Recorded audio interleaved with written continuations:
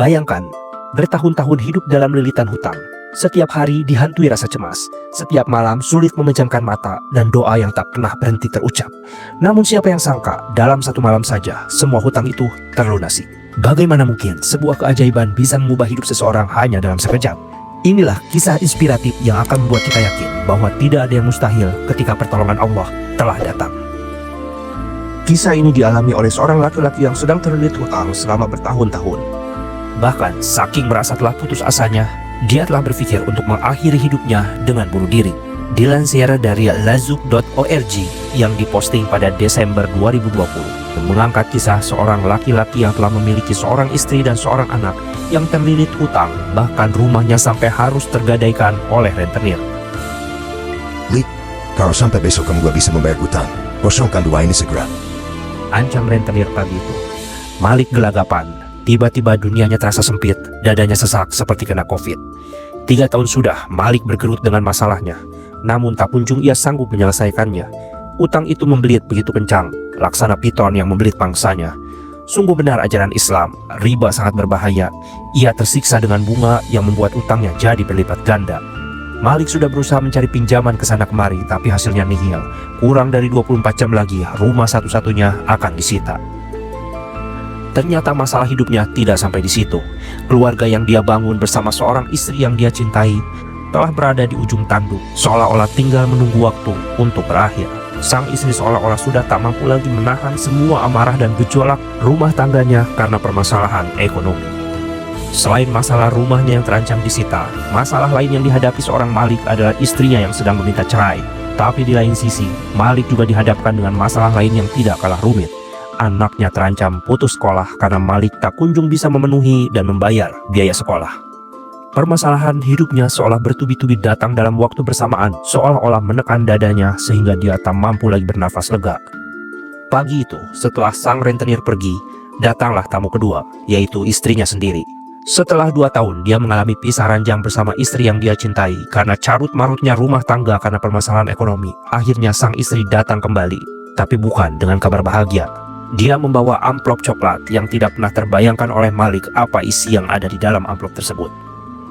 Kalau abang belum juga menandatangani surat cerai saya, besok siang akan ada yang datang menjemput paksa abang. Jadi besok pukul 12 siang, saya tunggu di pengadilan agama untuk tanda tangan surat cerai.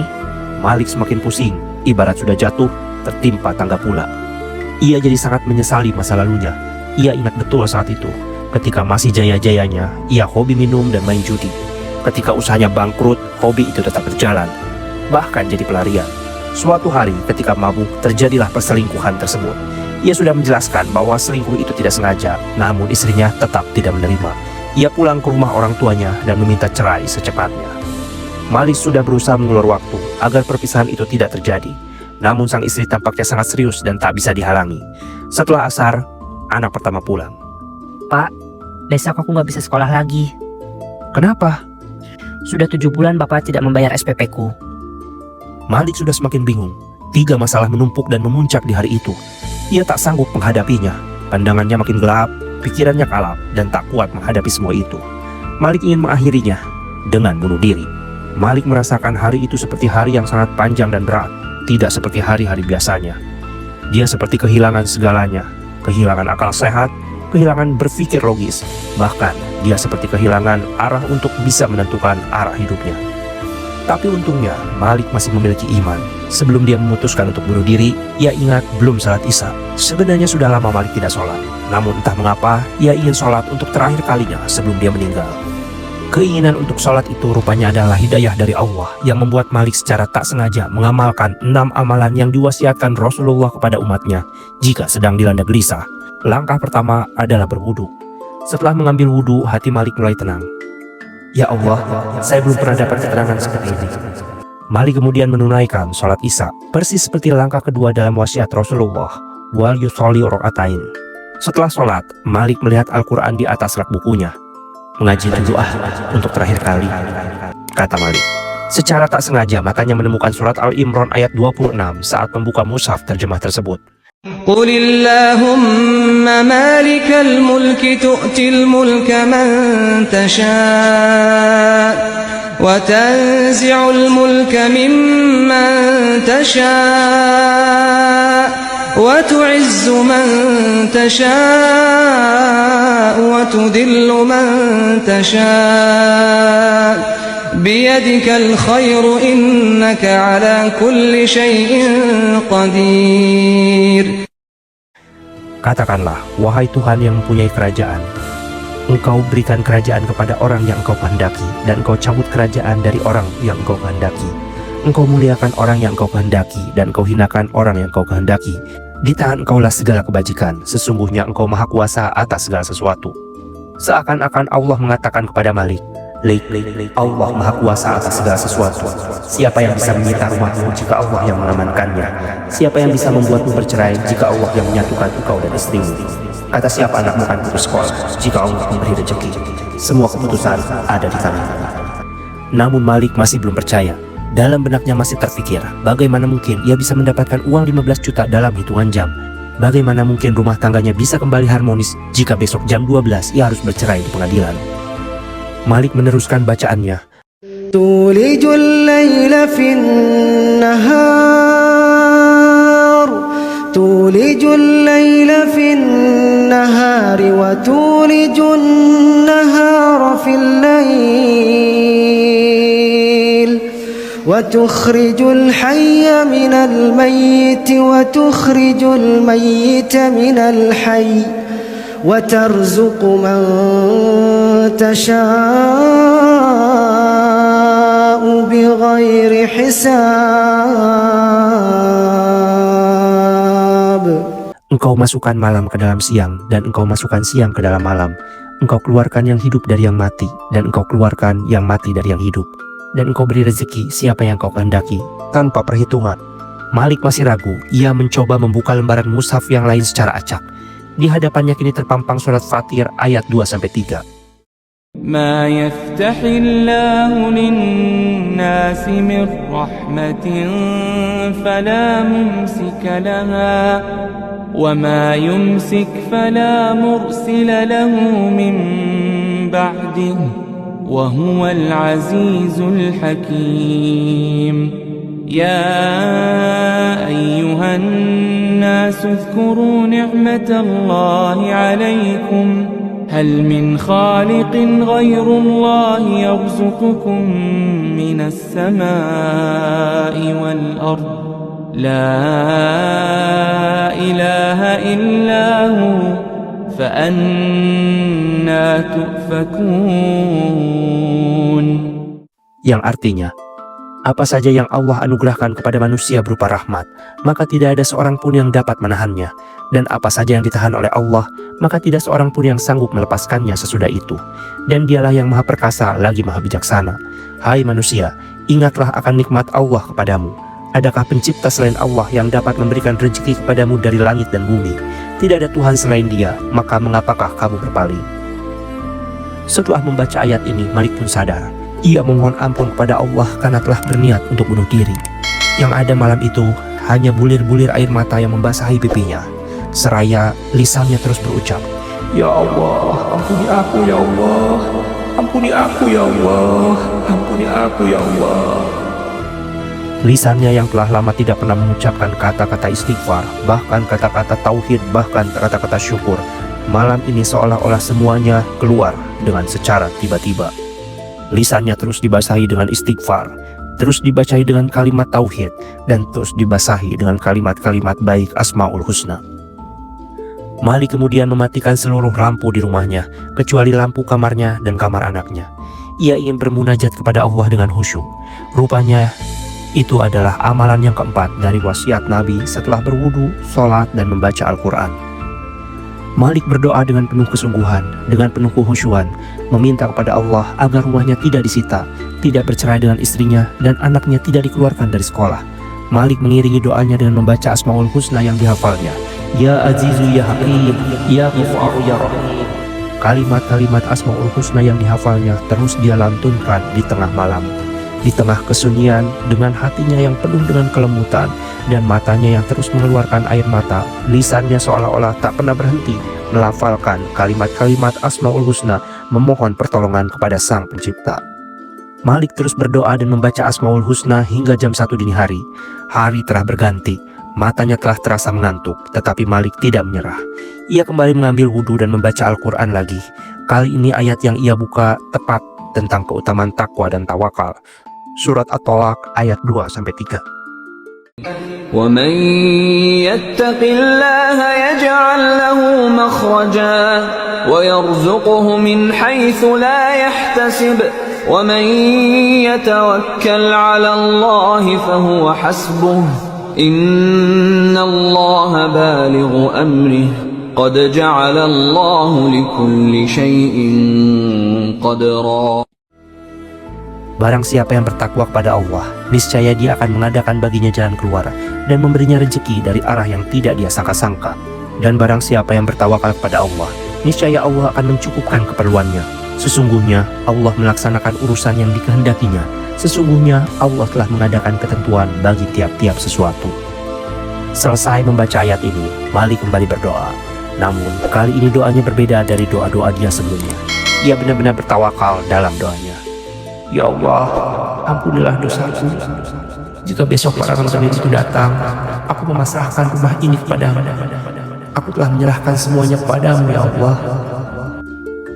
Setelah bertawakal, kini Malik mendapatkan tunjuk untuk melakukan amalan ke-6 yang Nabi wasiatkan, yakni wal tasadaq, bersedekahlah. Malik ingat bahwa yang akan disita hanya rumahnya saja, sedangkan isinya tidak. Dia pun berencana untuk menyedekahkan isi rumahnya itu.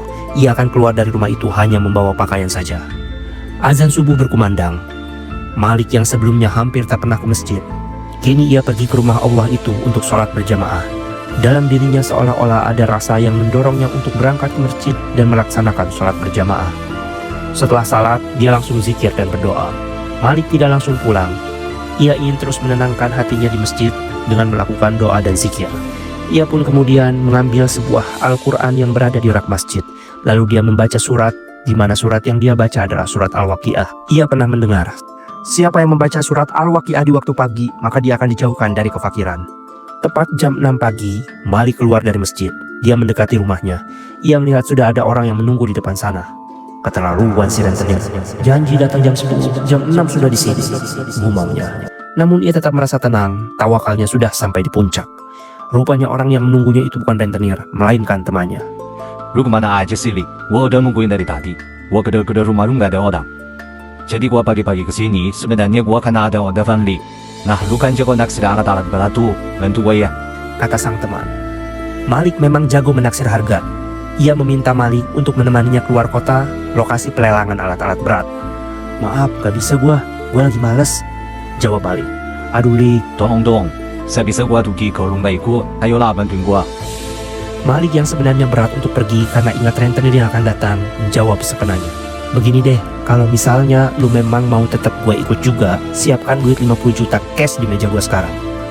Rupanya kalimat iseng yang keluar dari mulut Malik itu ditanggapi serius oleh sang teman. Li, kau 50 juta mah gua nggak ada. Tapi kau 25 juta, gua ada. Pagi ini pun gua siapin. Apa? Malik tak percaya dengan apa yang baru saja ia dengar. Kalau 25 juta, bisa langsung gua siapin. Cash. Badannya seolah-olah membeku. Seluruh nadinya seolah-olah berhenti berdetak. Matanya membelalak seolah-olah tak percaya dengan apa yang baru saja dia dengar. Gimana, Li? Oke nggak? Dia pun tidak menjawab pertanyaan dari temannya. Dia langsung berdiri dan refleks dia langsung melakukan sujud syukur. Alhamdulillah, Alhamdulillah, Alhamdulillah. Malik sangat bersyukur. Demikian ajaib pertolongan Allah. Masalah utang 15 juta itu beres. Bahkan masih ada sisa 10 juta. Tinggal 2 masalah lagi, istri dan anaknya. Baru saja menerima uang 25 juta, tamu lain datang ke rumah. Istri Malik. Rupanya ketika Malik berdoa di malam hari, anaknya yang bungsu tak bisa tidur, menangis sepanjang malam. Barangkali anakmu kangen bapaknya. Ajaklah bertemu besok, sebelum kalian bercerai. Pungkas mertua Malik kepada istrinya. Dengan wajah berbinar dan penuh bahagia, Malik menyambut istrinya dan langsung memeluknya. Istrinya pun kaget, sempat risih dengan perlakuan itu, tetapi ia tidak bisa membohongi hatinya sendiri bahwa masih ada cinta untuk suaminya. Alhamdulillah mah, kita selamat. Selamat apa, Bang? Abang dapat duit, ini ada 25 juta. Mama tahu kan rumah kita diincar rentenir gara-gara utang abang 15 juta. Ini uang 15 juta nanti mama pegang. Bayarkan ke rentenir biar gak datang lagi selamanya. Katanya mereka akan datang jam 10. Sisanya kita bagi 2. 5 juta buat ongkos abang ke Riau, yang 5 juta mama pegang buat urusan anak-anak. Selama abang di Riau, tolong jaga anak-anak ya. Iya bang. Entah mengapa, tiba-tiba kata-kata itu yang hanya keluar dari bibir istrinya. Istrinya yang tadinya bersikeras meminta cerai, tiba-tiba luluh hatinya. Cinta yang layu itu pun kembali bersemi. Permasalahan kedua pun selesai. Istrinya seperti tak lagi mempermasalahkan tentang perceraian yang hari ini akan dipersidangkan. Malik pun langsung memeluk anak bungsunya yang seolah-olah sedang rindu dengan ayahnya. Tak henti-hentinya dia menciumi anak bungsunya karena merasa sangat rindukan sang anak karena telah lama berpisah darinya. Setelah dua permasalahan selesai, lalu tinggal permasalahan ketiga, yaitu masalah SPP anak. Masalah ini justru yang paling ringan, sebab SPP anaknya hanya 50.000 per bulan, sedangkan dia menunggak 7 bulan, sehingga totalnya hanya 350.000. Jika dihitung-hitung, dari sisa uang 5 juta yang dititipkan oleh Malik kepada istrinya, masih tersisa sangat banyak. Malik tidak pernah menyangka bahwa hidupnya yang hampir berakhir justru berubah 180 derajat ketika dia mulai kembali mengingat Allah dan berserah kepadanya. Dari kisah Malik ini, kita belajar bahwa hidup adalah rahasia Allah. Tugas kita adalah ikhtiar dan berdoa, serta menyerahkan hasilnya kepada Allah. Sesungguhnya di setiap kesulitan akan ada kemudahan, dan di setiap kesulitan akan ada kemudahan. Bismillahirrahmanirrahim. Alam nashrah laka sadrak, wa wada'na 'anka wizrak, alladhi anqadha dhahrak, ورفعنا لك ذكرك فإن مع العسر يسرا إن مع العسر يسرا فإذا فرغت فانصب وإلى ربك فارغب. Kisah kedua ini juga berkisah tentang kesulitan hidup yang bergelut dengan hutang. Saat semua pintu terasa tertutup, hutang menumpuk, tagihan datang silih berganti, bahkan tidur pun tak lagi nyenyak. Seolah-olah dunia runtuh menimpa pundak dan tak ada jalan keluar. Tapi apa jadinya jika justru di titik terendah itulah Allah menunjukkan kebesarannya? Saat kita berserah penuh, doa menjadi senjata dan keyakinan menjadi cahaya. Maka datanglah pertolongan yang tak pernah kita sangka. Inilah kisah nyata tentang seseorang yang berhasil melunasi hutangnya bukan dengan kekuatannya sendiri, tapi dengan pertolongan Allah yang datang secara ajaib. Begitu cepat, begitu indah, hingga membuatnya sujud menangis penuh syukur. Karena ketika manusia berkata tidak mungkin, Allah berfirman, kun fayakun. Jadilah, maka terjadilah. Innama amruhu idza arada syai'an an yaqula lahu kun fayakun. Kisah nyata ini dikutip dari sebuah YouTube channel @mirza_arnelia yang diposting pada 21 Agustus 2025. Yang menceritakan kisah seorang wanita berinisial NN yang kita sebut saja Nana, bukan nama sebenarnya, yang terlilit hutang sampai dengan ratusan juta. Kisah ini menceritakan kisah Nana, di mana Nana adalah seorang wanita yang berprofesi sebagai seorang guru sekaligus ibu rumah tangga yang berasal dari daerah Malang. Kisah ini bermula ketika Nana memutuskan menikah dengan seorang pria yang sekarang menjadi suaminya yang bernama Amar, bukan nama sebenarnya. Amar merupakan kakak senior Nana semasa di kampus. Mereka kenal ketika sama-sama berkuliah di sebuah perguruan tinggi. Meskipun perbedaan usia yang cukup jauh, yaitu sekitar 7 tahun, dan perbedaan jurusan karena Nana adalah jurusan mahasiswa psikologi dan Amar adalah mahasiswa teknik. Tetapi jika Allah berkehendak untuk mempertemukan dua manusia yang berjodoh, maka hidup akan menemukan caranya sendiri. Begitu juga dengan kisah pertemuan Nana dan Amar sehingga berjalan sampai jenjang pernikahan pada tahun 2007. Pada awal pernikahan, Nana memutuskan untuk ikut ke Jakarta mendampingi sang suami yang bekerja di sebuah proyek tower di sebuah perusahaan telekomunikasi. Nana mulai merasakan kerasnya hidup di ibu kota dengan biaya hidup yang tinggi serta penghasilan suaminya yang belum lancar dan pas-pasan. Hal itu menjadi tantangan tersendiri untuk kehidupan awal pernikahan mereka berdua. Tidak dipungkiri, hal ini menjadi satu cobaan dan ujian di awal pernikahan mereka. Ditambah mereka yang keduanya berstatus perantau dan tidak memiliki sanak saudara di Jakarta, membuat mereka berdua tidak bisa meminta bantuan kepada siapapun. Kabar baik pun datang. Nana dinyatakan hamil, meskipun kondisi ekonomi dan penghasilan suaminya yang belum stabil, tetapi ini adalah rezeki yang Allah titipkan kepada keduanya yang patut disyukuri. Tetapi pernah suatu ketika, keduanya tidak punya uang sama sekali, serta kondisi keuangan yang bisa dibilang kekurangan selama 2 minggu berturut-turut. Padahal saat itu, kondisi Nana sedang hamil. Selama 4 bulan di Jakarta, dengan kondisi ekonomi yang kekurangan, membuat Amar memutuskan untuk mencari pekerjaan lain di Jawa Timur, dengan pertimbangan bahwa hidup mereka akan lebih baik dibandingkan di ibu kota. Pucuk dicinta ulang pun tiba. Amar mendapatkan pekerjaan di sebuah wilayah Probolinggo di sebuah proyek pembangunan jalan tol. Dan untuk menghemat pengeluaran serta dalam kondisinya yang hamil, Nana memutuskan untuk tinggal bersama kedua orang tuanya di Malang. Dan Amar tinggal di Probolinggo. Kadang Amar pulang ke Malang sekitar 1 atau 2 minggu sekali. Setelah Nana melahirkan anak pertamanya, Nana memutuskan untuk melamar pekerjaan menjadi guru SDIT swasta dekat rumah dan alhamdulillah diterima.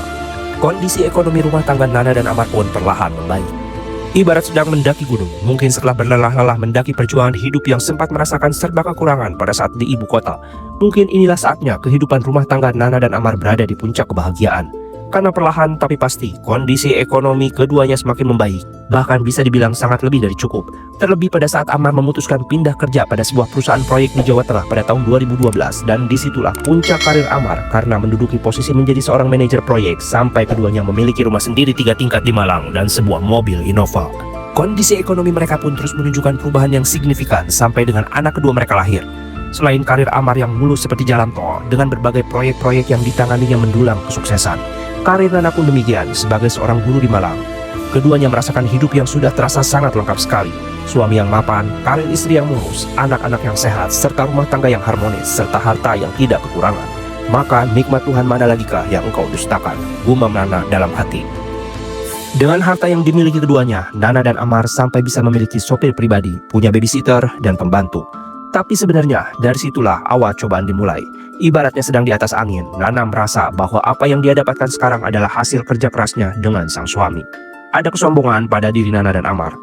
Mereka jalan-jalan kemana-mana dengan maksud untuk memamerkan hasil kerja keras mereka, makan di restoran-restoran mewah, dan juga selalu memiliki rasa ingin diketahui oleh orang banyak. Dan puncaknya, mereka mengalami kejadian yang tidak terduga yang membuat usaha dan pekerjaan keduanya tidak berjalan mulus. Entah karena Ain atau memang ada orang yang iri kepada mereka berdua, tapi mereka merasakan bahwa semua tidak sama lagi. Puncaknya, Amar memutuskan untuk keluar dari pekerjaannya dan memberi Nana uang sebesar 150 juta dengan tujuan untuk menjadi pegangan selama Amar belum memiliki pekerjaan kembali. Karena gaya hidup Nana yang terbiasa dengan kemewahan, Nana gelap mata dan ingin membuat uang tersebut semakin banyak. Suatu hari, ada wali murid menawarkan investasi. Nana tertarik. Awalnya Nana ikut dengan menginvestasikan sebagian uangnya tersebut dan hasilnya Nana mendapatkan bagi hasil yang menjanjikan dan orang tersebut pun lancar memberikan bagi hasilnya. Karena gelap mata, Nana menginvestasikan seluruh uang yang diserahkan Amar kepadanya sebesar 150 juta tanpa sepengetahuan suaminya, dan Nana baru menyadari bahwa itu merupakan investasi bodong dan uang pun raib dibawa kabur. Awalnya Amar tidak tahu perihal hal ini, tapi lama-lama Nana tidak bisa menyembunyikan rahasia tersebut dari suaminya. Dan seperti yang telah dia duga, Amar pun marah besar. Karena kemarahannya Amar seperti membenci dan cuek terhadap istrinya. Padahal saat itu Nana sedang hamil anak ketiga. Karena merasa tertekan dan juga stres, Nana sampai berpikiran untuk menggugurkan anak ketiganya tersebut karena masalahnya yang sangat teramat berat. Tapi alhamdulillah, Nana dan Amar bisa melewati kehamilan dengan baik dan Amar pun memaafkan istrinya. Kini kehidupan mereka seperti berubah kembali 180 derajat. Kini mereka kembali hidup sederhana dan seadanya. Tidak pernah jalan-jalan lagi ataupun makan enak. Tabungan Amar pun juga sudah habis terkuras karena Amar menganggur selama 8 tahun sampai tahun 2022. Kehidupan rumah tangga mereka pun kembali diuji. Pada tahun 2022, Nana diangkat menjadi bendahara sekolah dan disinilah awal semua permasalahan kembali menjadi runyang.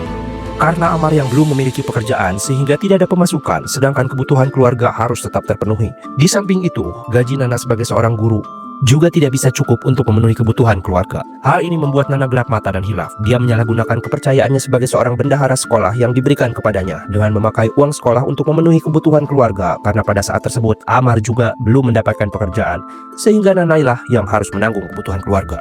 Dari hasil gajinya yang masih di bawah UMR, serta dari hasil berjualan kue yang dititip di kantin, Nana seolah terus berjuang untuk bisa menghidupi keluarganya. Tapi yang namanya kebutuhan tetap tidak bisa terbendung. Gaji dan hasil jualan Nana ternyata tidak bisa mencukupi untuk membiayai hidup Nana beserta keluarganya. Nana hilaf menggunakan uang sekolah untuk kebutuhan keluarganya. Nana pun merasa bingung untuk mengembalikannya. Nana mencari pinjaman ke sana kemari termasuk kepada sanak saudaranya. Tapi Nana masih belum bisa memenuhi seluruh dana yang dia pakai, sehingga akhirnya Nana dikenalkan oleh salah satu temannya untuk mengajukan pinjaman ke bank. Dan tidak tanggung-tanggung, Nana langsung mengajukan pinjaman hingga ke 5 bank. Singkat cerita, Nana berhasil mengembalikan uang sekolah yang dia pakai. Tapi ternyata cobaan tidak berhenti sampai di situ. Nana harus mengangsur lebih dari 3 juta rupiah setiap minggunya, sedangkan penghasilan Nana sebagai seorang guru dan hasil jualannya tidak sampai segitu. Kepalanya pun seperti mau pecah, ditambah dia takut dengan suaminya yang masih belum tahu dengan jalan yang dia tempuh. Karena tidak kuat dengan semua tekanan hidup dan himpitan ekonomi serta kewajiban angsuran, Nana pun memutuskan untuk memberitahu suaminya. Dan betul saja, seperti disambar petir di siang bolong, Amar sangat murka dengan apa yang sedang dialami istrinya. Dan saat itulah, bak semakin terlilit hutang yang semakin mencekik. Nana tidak terasa sudah meminjam hampir ke 13 bank, di mana semuanya merupakan utang riba yang makin membuat Nana seperti kesulitan untuk bernafas.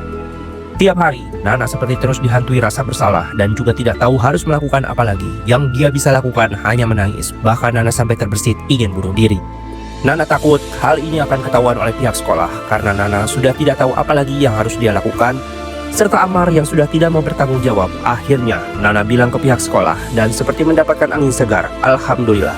Kepala sekolah mau melindungi Nana karena hal ini seperti aib sekolah yang harus ditutupi, tapi Nana harus tetap bertanggung jawab. Masalah tak berhenti sampai di situ. Karena sudah menemui jalan buntu, akhirnya Nana memutuskan untuk mencari pinjaman ke wali murid. Dan dari situlah masalah semakin semrawut. Rahasia yang selama ini Nana simpan rapat-rapat, bahkan Nana sampaikan hanya ke kepala sekolah untuk menjaga agar aibnya tidak terbuka. Tapi karena Nana tidak dapat memenuhi kewajiban membayar hutang kepada salah satu wali murid, akhirnya aib Nana pun bocor. Ada wali murid yang cerita ke teman kantor Nana, dan dari situlah Nana merasa sangat malu. Kekhawatiran Nana pun terjadi. Teman-teman serta wali murid mulai menagih utang dari uang sekolah yang dipakainya melalui grup WhatsApp sekolah. Dan Nana pun semakin merasa malu. Tiap istirahat, Nana pulang untuk bilang ke suaminya dan menangis. Memohon untuk suaminya mau untuk membantu dan menolongnya. Tapi suaminya masih angkat tangan. Bak seperti semua pintu jalan keluar telah tertutup. Nana pun semakin terdesak dan ketakutan karena tidak tahu harus berbuat apa lagi. Masalahnya sekarang bukan hanya tentang hutang yang membelitnya dari bank yang dia ajukan, tetapi juga dari rekan-rekan sekolahnya dan juga rekan-rekan kantor yang mulai menagih hutang secara terang-terangan. Nana seperti semakin sudah tidak memiliki harga diri karena semakin hari semakin banyak yang menagih hutangnya tanpa ada basa-basi. Gajinya yang saat itu hanya bernilai 800.000 seperti seolah-olah tidak memiliki arti lagi karena setiap kali Nana gajian, uangnya harus dia langsung berikan untuk membayar angsuran. Belum lagi angsuran hutang-hutang lain yang harus dia bayar setiap bulan. Nana pun berusaha untuk mencari solusi-solusi sendiri, bukan hanya tentang solusi keuangan tapi juga solusi yang berasal dari jalur langit. Nana mulai mencari-cari doa pelunas hutang di YouTube, sampai akhirnya Allah memberikan hidayah dengan menemukan channel yang membahas tentang keajaiban sholawat untuk melunasi hutang. Nana langsung mengamalkan sholawat munjiat sebanyak 1000 kali setiap harinya. Dalam benaknya sudah tidak tahu lagi apa yang harus dia lakukan. Tapi yang dia inginkan sekarang adalah menyerahkan semua masalahnya kepada Allah dan memohon pertolongan Allah.